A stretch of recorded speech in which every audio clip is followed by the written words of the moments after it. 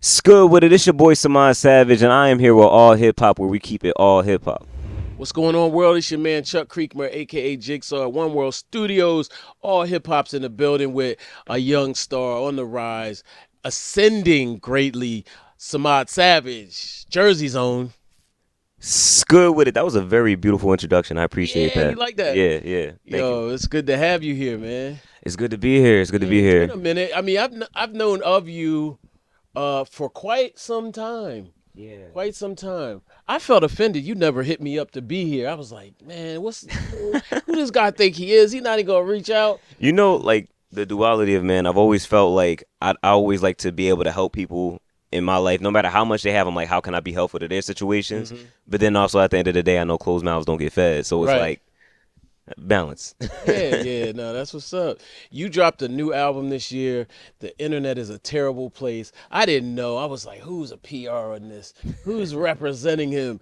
But yo, first of all, the album, congratulations. Thank you. Because that's your first full, well, it's technically an EP, right? It's an EP, but it's my Yeah. first time working with a label, although it's just distribution. So it's still a big step for me. Yeah. So talk about the project. It's an interesting name, and we can talk about the internet a little bit, but first, just explain the thought behind it and what you put into it. Honestly, I was at a really low point in my life when I first started like writing that record. I was at a point where like I reached such a high with my release in 2021, getting played on the radio for the first time, music video on TV, and like just reaching these heights. And then when I realized, all right, I have to do it all over again.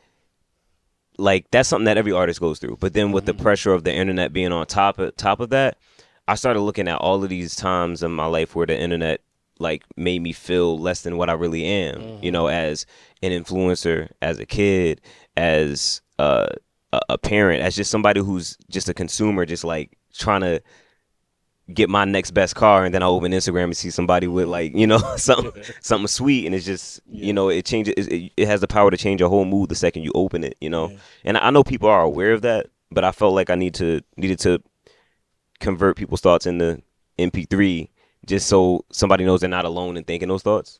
Right. Yeah. By the way, one time I had the same car as Memphis Bleak, and I was like, yo, yeah, we doing it. And then before, I don't know, 6 months or whatever, he had another one, and I was like, Can't keep up. I was like, oh, damn. I was like, damn. I'm gonna keep rocking with this, but Yeah, you know, it felt nice for those 6 months. Yeah. Hey, at least the internet wasn't prevalent, so everybody knew he got a new car, like Right. off rip, you know. Yeah, definitely. You touch on a lot of topics on this album. You talk about suicide. Talk about that and your experiences with it, or what made you write that record. I had been on the internet, on YouTube, and I saw this video about this one Discord, like a pretty much a forum where people talked about their suicidal ideations. And the problem with this forum is that it ended up being a place where people who sold drugs or sold ways to be able to commit suicide got in contact with these people and were teaching people how to do it in the most efficient ways and meeting up with people. Wow. Like saying like, yo, let's do it together. Meet me in the woods. Yeah, So that's crazy. the problem with this is that they say that it's 18 and up, but the situation keeps happening where kids get on this website. So there is the story of this 12-year-old boy who was subscribed to this YouTube channel, who made this song called My Last Song. And he I'm not even getting confused. I'm getting like emotional thinking about it again. That to me was the most traumatic part of writing it, hearing that record. Hearing that video. So he ended up going on the website, talking to people that's like in the same state of mind, and they're like, nah, it's okay, like do it, you shouldn't feel bad, you don't owe anybody anything. And then he tried to do it and he failed. And the worst part about it is he went back onto the website and told him like it didn't work, and somebody gave him a whole different way to do it. So it's like this, I believe the boy was 12 years old. That's crazy. Had the opportunity to live because he, you know, thank God failed at that. Yeah. But for somebody to, you know, in a predatory manner just help somebody get to that stage, it just really messed me up for a couple of months. Yeah. So I knew I wanted to write about it. And then the worst part about it is I felt suicidal as a kid. So when you're a kid, sometimes whatever's happening in front of you, you think is the whole world. It's your whole life. Yeah. You know, you wear Nikes with a backwards swoosh on it to high school once. That's until you graduate. That's your entire life. Yeah, definitely. You know. So like, and don't come to school stinky or something. yeah, like one day it's over. Thank God it never happened to me, but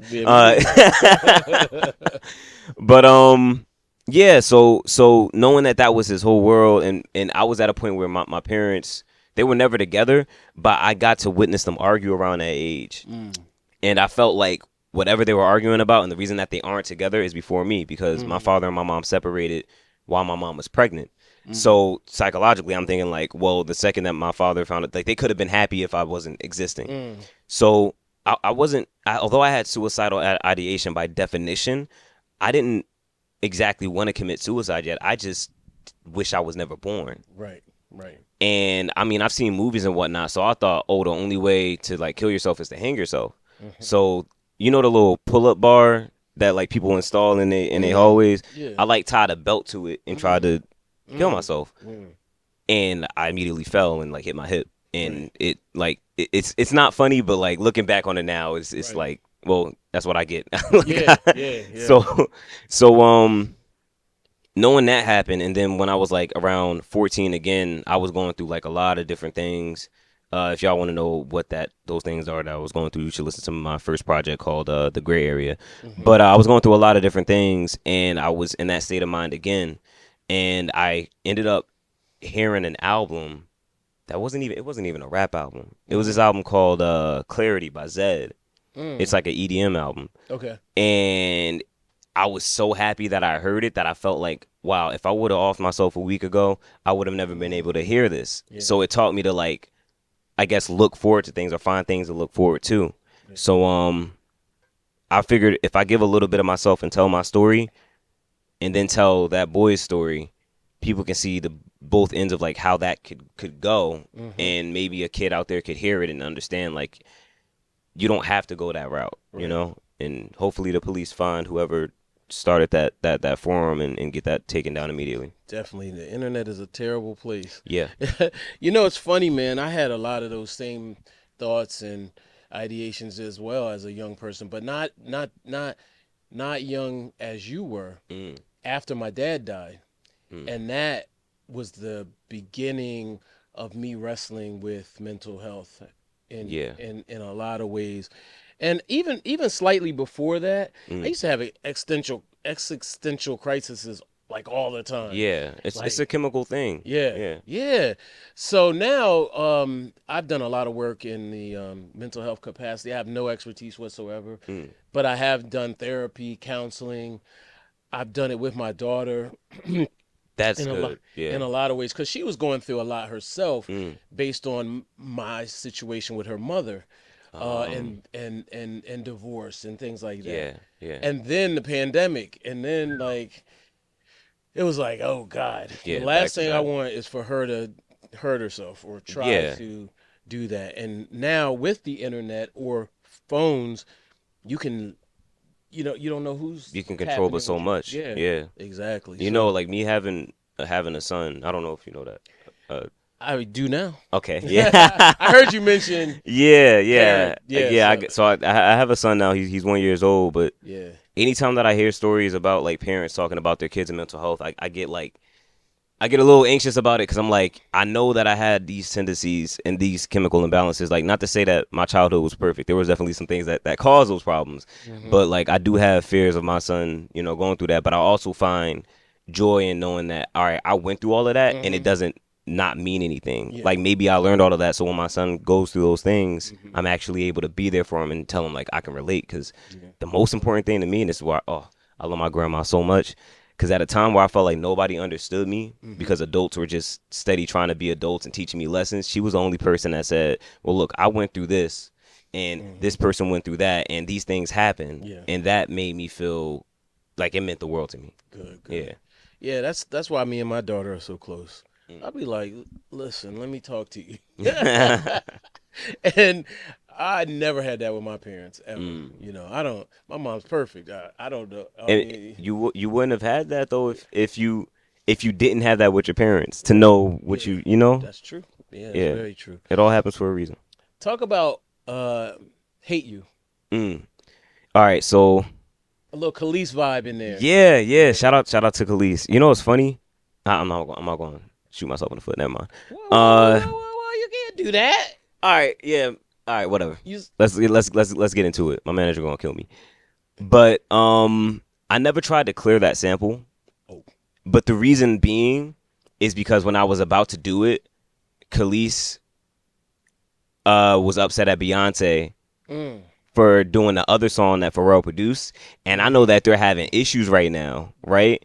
And I'm thinking like, well, shoot, even if I tried to clear it, because there's no actual piece of the song, it's just one phrase, but it's an interpolation. But I was thinking like, if I tried to clear it, is she even going to get the money? right. I see what you're saying.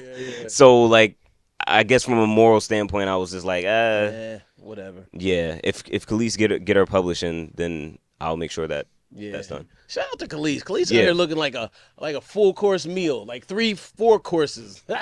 As a married man, I can't say much, Right. but I have thoughts. You know, as I say, if I speak. Yeah.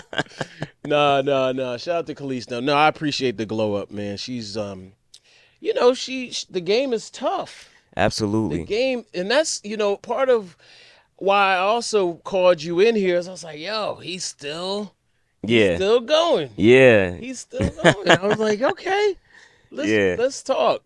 You know what's funny?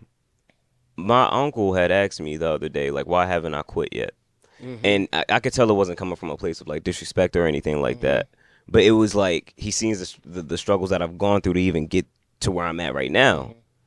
And I told him like it's two different things. One, I'm so close I can taste it.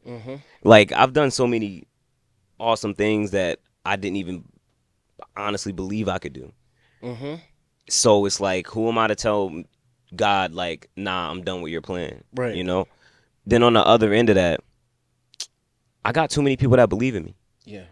Too many people that did choose the path of not choosing their dreams, that see me choosing my dreams, and it means the world to them, and I never want to let them down. Yeah.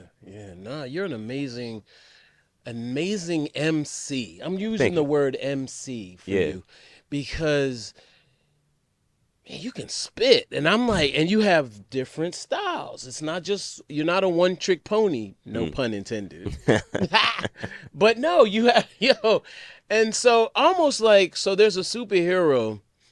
And this is not a fair comparison. There's a supervillain called the Taskmaster. Oh yeah, I know. Okay.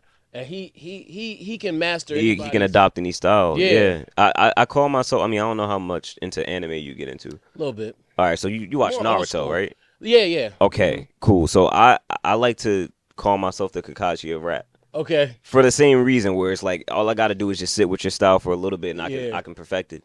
And that's not me being cocky. That's just, I guess, years of experience speaking. Yeah. So we, the beginnings of this whole interview is you did a reply to Eminem's Houdini. Yeah. And at that moment, he mentioned Megan Thee Stallion's name. And, there's some debate about what his, what he was doing. Yeah. Some say it was a diss. Some say it wasn't a diss. Others claim she dissed him first. And what did she diss him? she said something about, I can't even remember. She said something around. Oh, I'm having a brain freeze. I can't think. Me personally, like, I'm not even like a Meg Avenger or anything like that. People out here acting like I am like her biggest fan or something like that. But I just see what I see and I say what I say. Yeah. But I do listen to her music, and I don't think I've ever heard her like. It was a sub. Yeah, it was a sub. I think somebody might be taking a sub that she was sending at somebody else and making it about him. Yeah, maybe. You know how that goes. Maybe because it wasn't even a thing until he said something. And then they're like, yeah, he's getting her back. I was like, oh, okay. Nah. But anyway, so first of all, I was like, the quickness in which he replied, like the quickness in which you brought that rap in Eminem style. I I was like, what is this guy on? Like, whoa. So you remember when I told you the Kakashi thing, right? Yeah. All it took was for me. I heard the song at midnight. Yeah. When it dropped and watched the video too, and was just like, oh, that's a pretty good song. All right, I like it. And then I still thought about everything that he said though, because I'm a lyricist, so I analyzed every single word that he said, and I didn't really have a problem with most of it. But I woke up the next morning around like 10, and around like 11, I saw a fellow of mine's named DK, the artist. He did a remix to it, and I'm like, dang, that was fast. And I was like, wait, why am I not doing a remix? Yeah. So I went to go pray. I'm Muslim, y'all. Assalamu alaikum. And I went to go pray at the masjid for Juma, if you know, you know. And then after that, I went home and was like, screw it, I'm gonna do it. And I just spent my whole day on it and dropped it that day. Nice, that's dope. And you had visuals, right? Yeah. Yeah. And visuals. Yes. Man, you work. You. Man, I was amazed. I ain't gonna lie. I was amazed.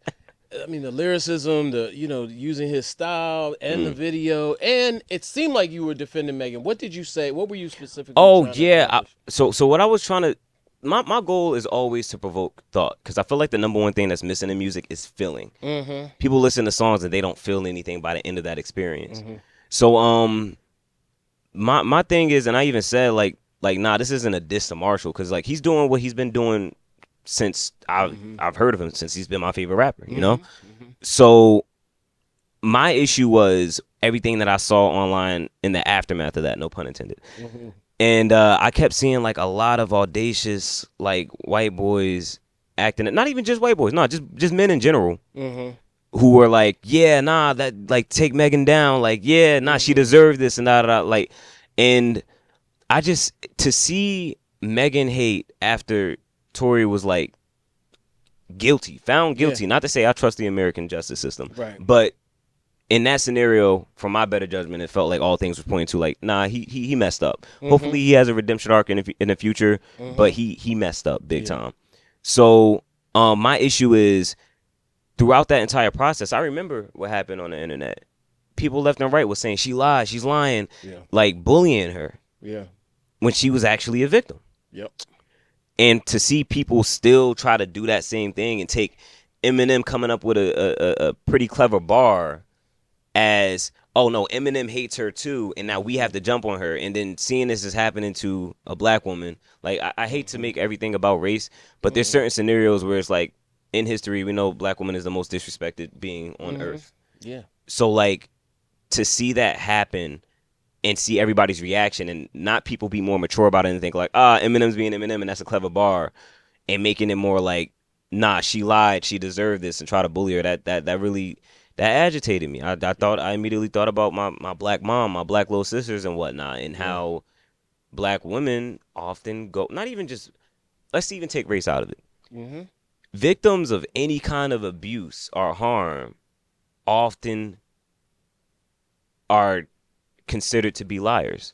You try to come out to somebody and say something that happened to you, and to like, I can't imagine that pain of hearing that every day. And that's why a lot of people don't say stuff. Yeah, right? exactly. Because you get raked over the coals for saying something. Exactly. Yeah. Exactly. So that was my whole point, to like give thought, like, yo, like, yeah, the bar was clever, but like, let's be real here, and let's be aware of who we are. Yeah. For the men, right, in general, that are, going against this, it's like, yo, like, you got to realize this is the reason why women choose the bear.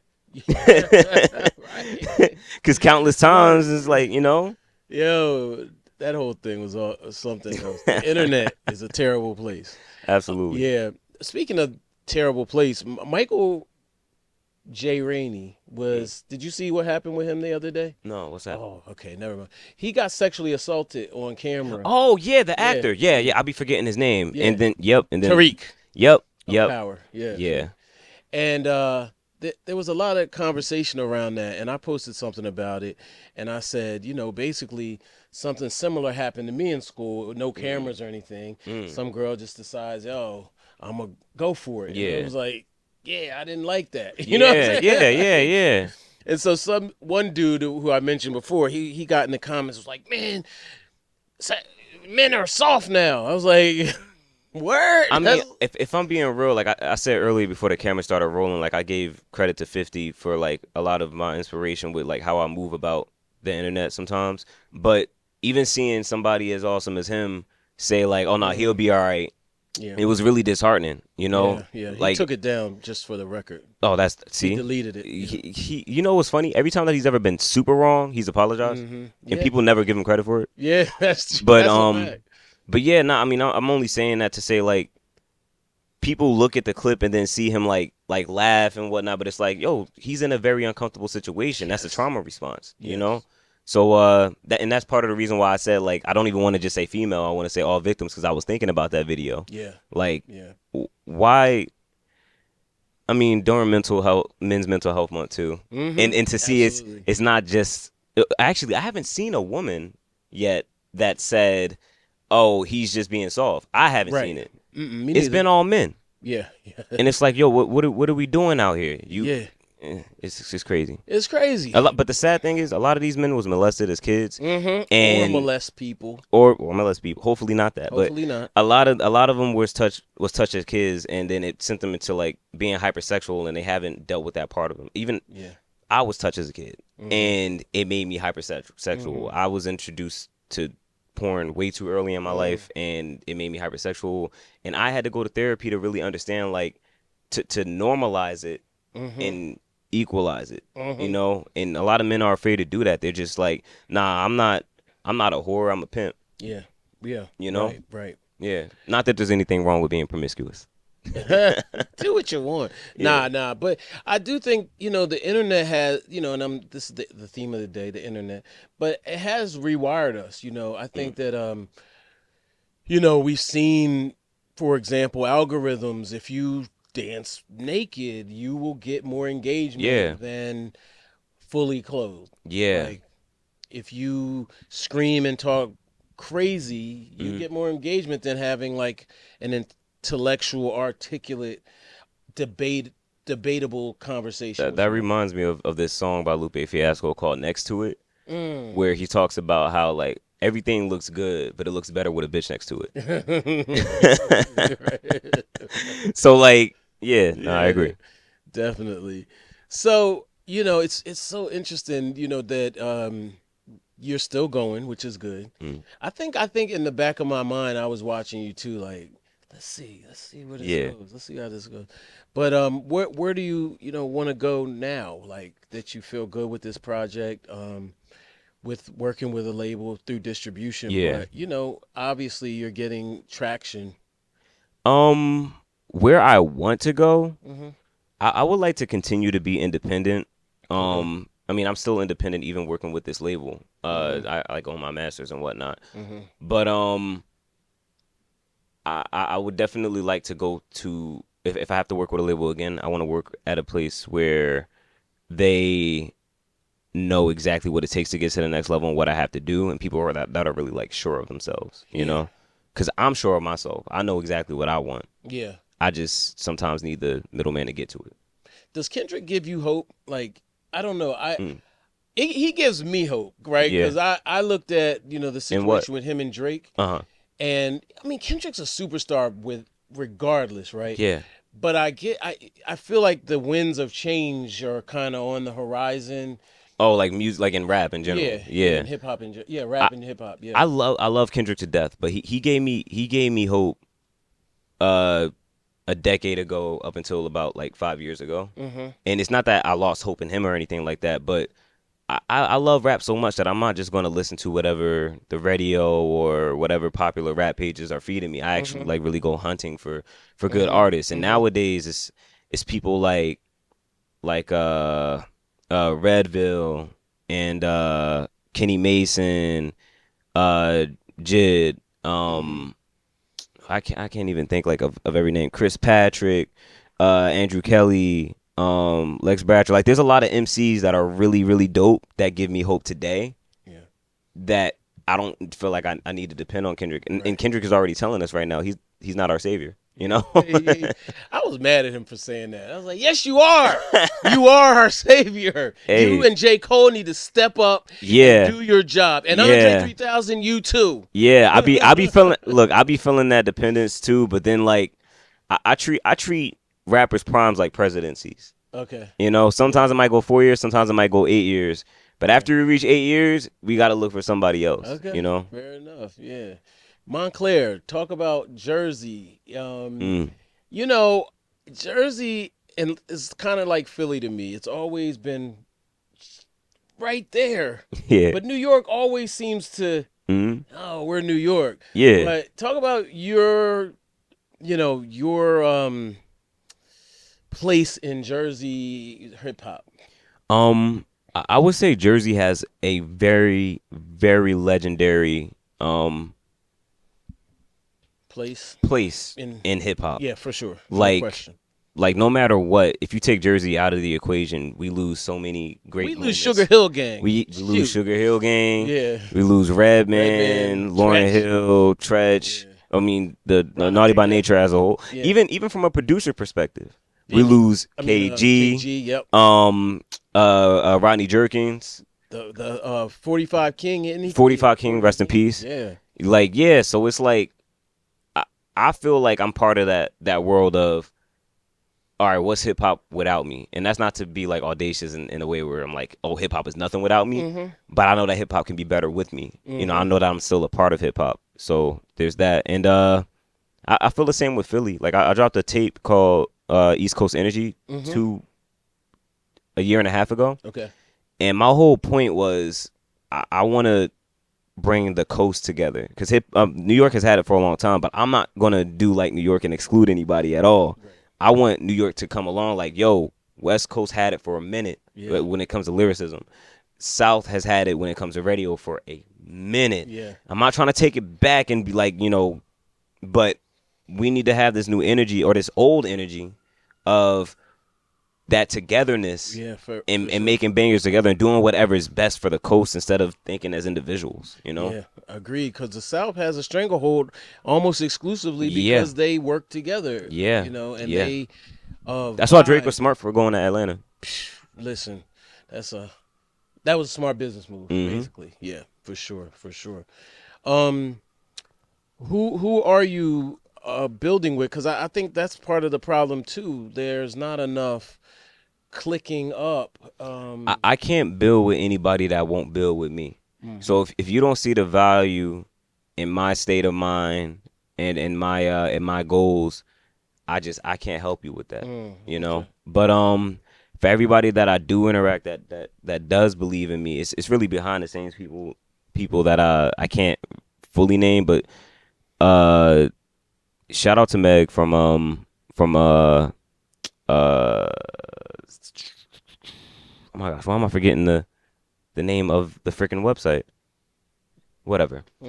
Shout out to him. Shout out to my manager Owen. Shout out to Arsenal. Yeah, shout out to Arsenal. Yeah, he always looking out. Fat Boy too, always looking out. So there's people who are pretty big in Jersey. Yeah. That still look out and want to connect. Like, shout out to Mayor Fontaine. We still ain't get to like work yet, but you know, I see what he doing. He see what I'm doing, type shit. So like, yeah. The cool thing about the internet, though, is when you do have those touch points, now I can go back and revisit your whole cat. Symphony. I'm sorry. I just remembered. Okay. The app is called Symphony. If you're an independent artist, this is not an ad, but if you're an independent artist, make sure you get on Symphony. It's a really great place to figure out how to spend your ad dollars. Okay. Shout out to Symphony. But yeah, I also like, because, you know, I kind of tapped out with Kendrick on Mr. Morale a little bit.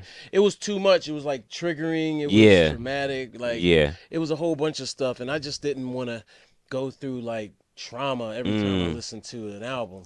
Yeah, it was the best first listening experience. Yeah. But then I skip over like maybe like 5 or 6 songs. And it's not because they bad songs. It's just like, I don't know if I can handle this today. Yeah, the song where him and the girl arguing. Yeah. Like, yo, the beat is crazy. It's like, but yeah, I can't do that. Yeah, I listened to that song twice. Like when I first heard it, and then to watch the music video. That was it. Exactly. But the point I'm getting at is now, but since the battle happened, now I'm just going back and re-listening Yeah. to even that album, other albums, Mm-hmm. collabs, and just basically, I know my Spotify year-end is going to be a lot of A lot of Kendrick. Kendrick. But the Yeah. same applies to you. Oh, I Like appreciate that. being able to go back and catch stuff I missed. Like I'm not Mm. gonna lie. Like in media, we do our best, Yeah. but at the end of the day, it kind of boils down to the algorithm, Mm. a great publicist, Yeah. or maybe just referral.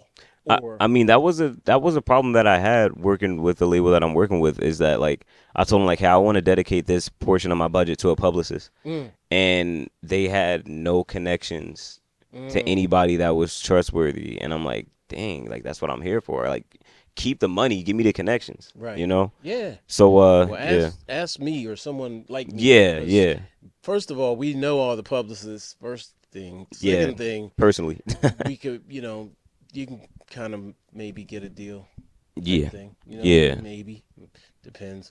But yeah, that's important. That's absolutely. important. Market, like you look cool. Like, you know what I'm Thank saying? you. Like, but that's a part of it. Like, Yeah, if you come looking, I mean, again, it depends on the brand of the individual. So if Yellow Wolf or somebody walks in here, he could come through looking like trailer trash. yeah. You know what I mean? And that's your brand. Hmm. Cool. But you look like a little like young Michael Jackson or something coming up here. You know what's funny? The '80s is my favorite era. So Yeah. yeah, when I was putting together, because this is the jacket that's actually on the cover of the project. When I Okay. was putting together the outfit, uh, I was thinking like I want to take all the inspiration that I have from anybody and just put it into one image and one outfit. Yeah, So it's a little Michael Jackson yeah, esque yeah. swagger. Music Yep. don't sound like Michael. Right, right. I'm trying my best. Now I heard you with a little auto tune on one of your newer records. Am I right? I use autotune. You do. Okay. You know what's funny? I say I use autotune heavily because I use it every time I sing, but the settings that I put it to, it's like you wouldn't know that I'm using autotune much. Okay. Because Gotcha. I don't like to sound robotic. I still want Mm-hmm. people to feel like the emotions of what I'm singing, Yeah. and I'm also getting singing lessons for that purpose. Okay. Yeah, my man Wonder asked me about you, and Mm. he was like, "Did he do this? Did he sing this? That?" I was like, I don't know. I don't know him as a singer. Yeah. So talk about that a little bit. Wanting to sing. I love R&B. I have an affinity for R&B. I grew up on predominantly R&B music, Okay. and I'm all for keeping hip hop pure as possible, Mm-hmm. but I think that we have this perception that you can't really rap and sing. Even still, even after Drake, Mm. we're just like, nah, it don't mix. Like, we want to hear you be tough and hard and whatnot, but like I feel like that is a flawed and dated perception of men in general. Like, Mm. we have to be in touch with our feminine side, and being able to sing or be soft hearted or talk about your mental health doesn't make you Mm-hmm. feminine. Yeah. That's just, as I said, flawed and dated. Yes. So speak on being a family man and Mm. stuff like that. Raising, having a son. Yeah. Um, I absolutely love it. Anytime that I start worrying about too much in the world, I just look in his eyes, and it like mhm. reminds me like this is what's important right now. Yeah. Everything else can wait. And I'm so proud of him. And he's just a baby. He's just a regular baby. Yeah. I was talking to my wife about this. Like, she was like, "Oh, he's doing this, and that." And I'm like, "That's cool, but that's what babies do." Right. Yeah. But in the back of my mind, I be feeling the same way. Like, yeah, you took a step. Like, Right. let's Right. go, let's go. Yeah. Yeah. Nah, that's dope. That's dope. You don't take this any way or anything, but Coda the Friend is a dope MC from Brooklyn. Yeah, Yeah, absolutely. and he's a family man. He's raising his Mm, kids, and I didn't know that. and you're seeing it in. He's got them at like the Grand Canyon or something. I I don't know gotta, where. I gotta, I gotta tap in with Yeah, that. Yeah. yeah, but yeah, no, it's good to see young fathers being fathers Mm, in front of the world. yeah. That's dope. Or Yeah. you even talking about it is dope. You know what's funny? Like, my wife asked me, "Are you proud of being a father?" And I said, like, not really. And she was like, "Well, you're here, you're present." And I was saying, like, sadly, that has been the golden standard as a black father. All you have to do is just be there. Mm-hmm. So it's like, I'm not really gonna be proud until he graduates high school. Like, Yeah. and I'm proud of him, but I'm not Yeah. proud of anything that I'm doing, because I'm like, firstly, it's all God, but like Right. I don't think that deeply. Yeah. No, I hear you. I hear you. And it's what we should do. It's what we're Yeah. here to do.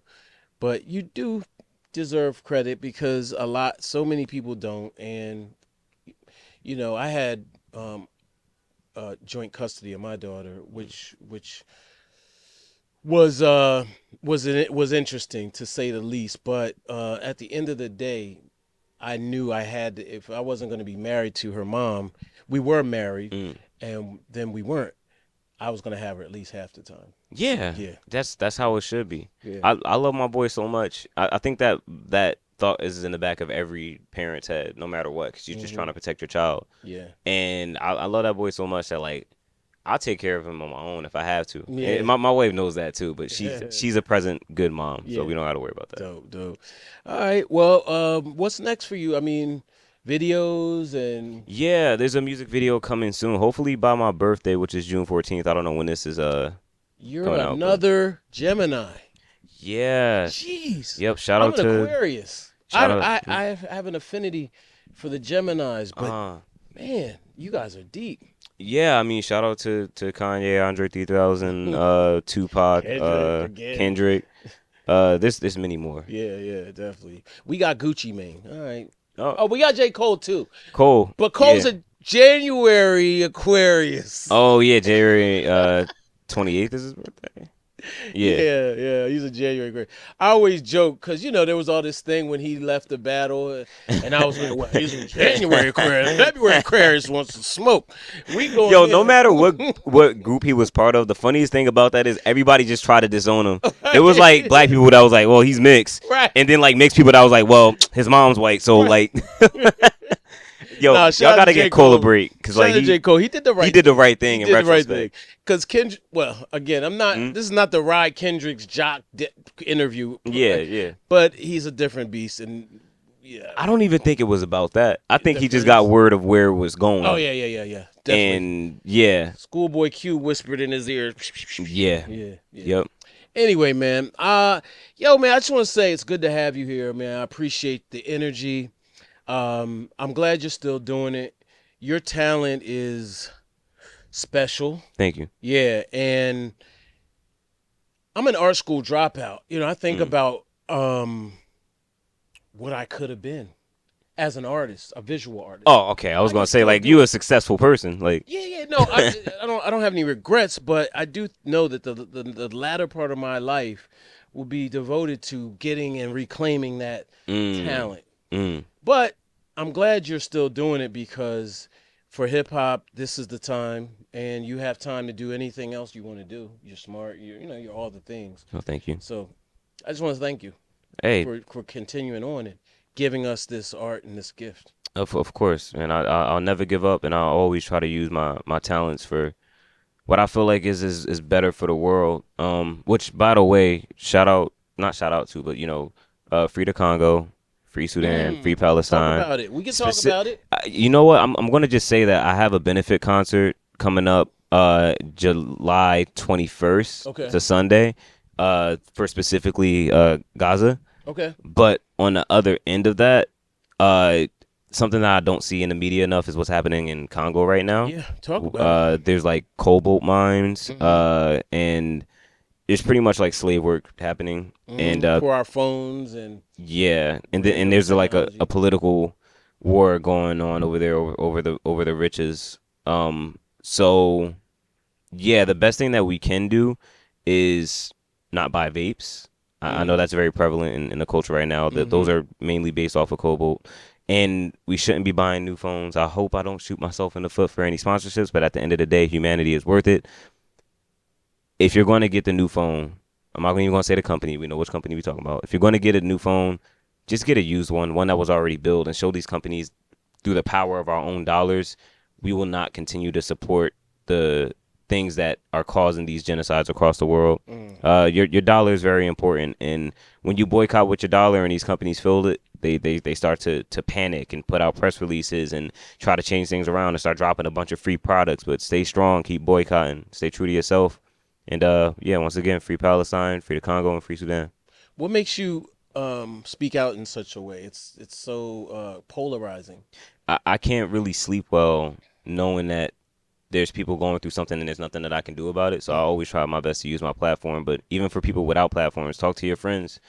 Be honest about it. Even if you depress them a little bit or you get insecure, like it's something that's happening regardless. And we do have the internet. We can see the things that's happening in these other countries. So I think it's just still a little selfish to not do anything, even if you just say something once. Yeah. You know, that's good enough for me.